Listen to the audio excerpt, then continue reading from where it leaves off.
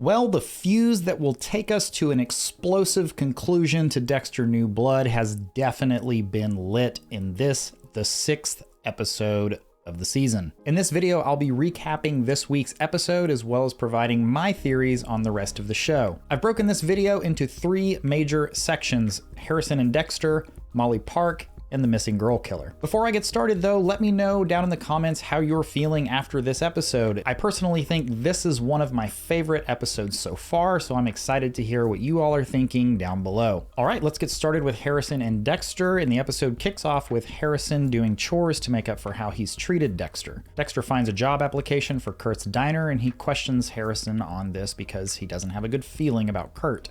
Harrison is once again irritated by Dexter's concern and plans on applying for the job anyway. Next up, the moment I was waiting for from last episode, Angela pulls Dexter over and asks for his real ID and says he needs to come immediately to the station so they can talk things over. In Angela's office, Dexter explains he's running from death. His wife, Deb, it was all too much. He admits that he attempted suicide but survived and became Jim Lindsay. And now he's happy for the first time since killing Dexter Morgan. Angela remains upset at the fact that she's been lied to for so long and highlights how hard this must be on Harrison. They end the conversation without a real resolution, and Dexter asks Angela to keep his secret. Dexter then ponders who could have discovered him as he passes by Molly on his way out of the station and suspects that it could be her. Dexter finds Molly's podcast and listens to an episode on the Bay Harbor Butcher. In that episode, Molly dispels the idea that Dokes was the real Bay Harbor Butcher, which heightens Dexter's feeling that she's onto him. And for those of us paying really close attention, we see that Dexter is apparently so flustered by Molly that he's now using his phone upside down. Dexter calls Logan for drinks in hopes of getting info on Molly and learns that she's been working in secret with Angela on something. This conversation motivates Dexter to really look into whether or not Molly is in Iron Lake for Matt or him.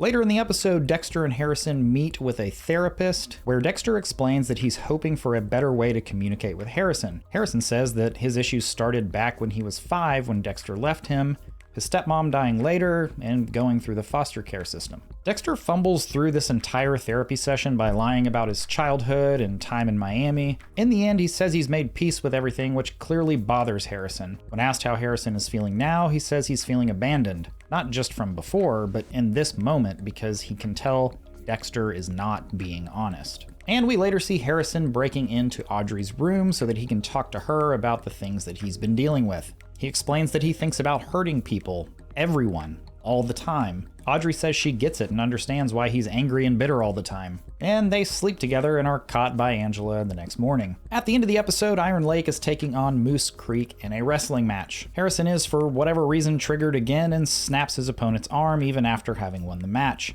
Kurt played the role of some type of an assistant coach at the match and seemed to want Harrison to lash out, and even said he was proud of what he did. Dexter approaches from the bleachers and pushes Kurt off of Harrison, because as we'll discuss in a bit, Dexter knows who Kurt really is. Okay, we're gonna get into Molly next, but before we do, I know a lot of you here are not subscribed to the channel. If you're enjoying my videos, please consider subscribing. It would really help me as a small channel here on YouTube. And if you like this video, be sure to give it a like. Okay, on to the events with Molly in this episode.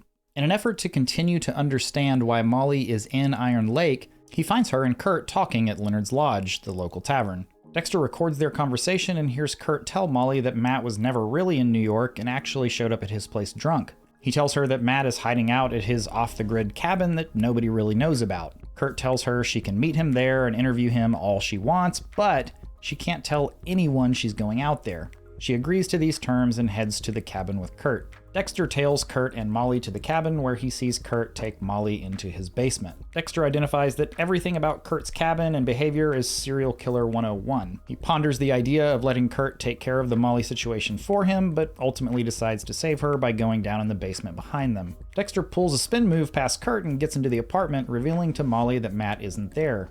In the room, Dexter sees the camera and the missing doorknob, solidifying who Kurt really is. Kurt tells Molly and Dexter that Matt must have left, so Dexter takes Molly back to town. Wrapping things up with Kurt, the missing girl killer. At the beginning of the episode, Kurt is seen attempting to, with little success, reconstruct Chloe's face. He gets frustrated and the scene ends with him punching the corpse in the skull. Kurt finds another girl outside his diner and seems hopeful that he's found a potential replacement for Chloe. until a boyfriend walks up and says he's got them a ride out of town. At this point, Harrison arrives and turns in his job application, and Kurt offers him a job right away. At the police station, Angela is seen pondering Kurt again, and Logan is pulled in for help. They figure out that Kurt's called off the search right before they got to the caves, and they decide to search the caves that night, but Logan can't because of the wrestling match. Angela decides to take Teddy instead. Angela and Teddy are seen entering the caves where they find a man-made wall of rocks, and they take it down. Angela crawls through a tunnel into a larger cave and finds a foot buried under the rocks. After uncovering the entire body, Angela discovers that this is her high school friend, Iris. The episode ends when Angela calls Dexter and says she needs him, not Jim, but Dexter, because she's going to need his expertise in investigating the crime scene. Okay, let's jump into the theories, and first I want to get through a couple of quick ones.